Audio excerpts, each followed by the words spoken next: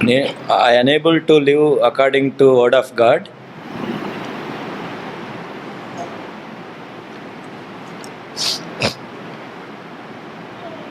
I unable to live according to word of God. What should I do? Yeah. See, the very first thing is that you have found out that you are not living according to the word of God. అంటే నువ్వు దేవుని వాక్యం ప్రకారం జీవించలేకపోతున్నానని నువ్వు మొత్తానికి కనిపెట్టావు. Suppose I am going in a car. ఆ కారులో వెళ్తున్నప్పుడు I want to go to Chennai. నేను చెన్నై వెళ్ళాలి. But somehow I took the opposite direction road. నేను వేరే రోడ్డుకి వెళ్తున్నాను అనుకోండి. And I am heading towards Calcutta. Calcutta వైపు వెళ్తున్నాను. If I don't know that I am wrong, నేను తప్పు అని నేను తెలుసుకోకపోతే I cannot do anything. నేను ఇంకేం చేయలేను. Another person is coming in car. ఇంకో వ్యక్తి కారులో వస్తున్నాడు. He knows, oh, it is wrong door. ఇప్పుడు తప్పులో వెళ్తున్నాం అనుకున్నాడు. Instead of going to Vijayawada, I am going towards Calcutta. Vijayawada వెళ్ళాల్సింది కలకత్తా Or వెళ్తున్నాడు. instead of going towards Chennai, I am going towards Calcutta.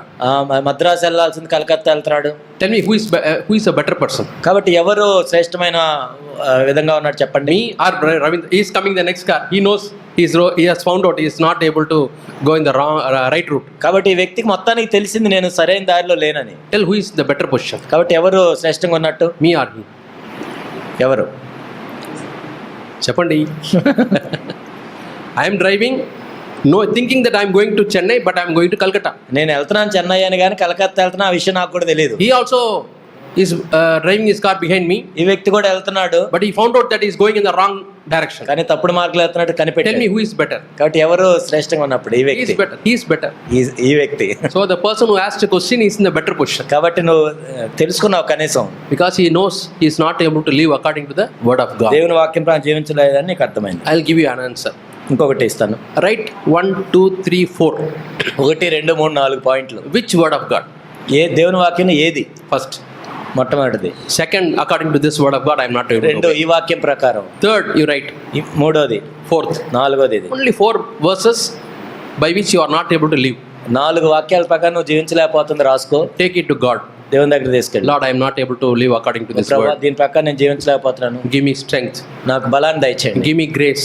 నాకు కృపను దయచేయండి. But I want to do it. కానీ నేను చేయాలని ఉంది. I am unable to do it. కానీ నేను చేయలేకపోతున్నాను. That's a very good prayer. God will listen and answer to that అది prayer. ఎంతో మంచి ప్రార్థన. దేవుడు వింటాడు, జవాబిస్తాడు. Because you are asking according to the will of God. ఎందుకంటే దేవుని చిత్తం ప్రకారం నువ్వు అడుగుతున్నావు. In John 15 we read, if you ask anything in my will, I will give you. యోహాను 15లో దేవుడు చెప్పాడు, నా చిత్తానుసారంగా మీరు ఏది అడిగి నేను ఇస్తాను. If you ask anything else, I don't know.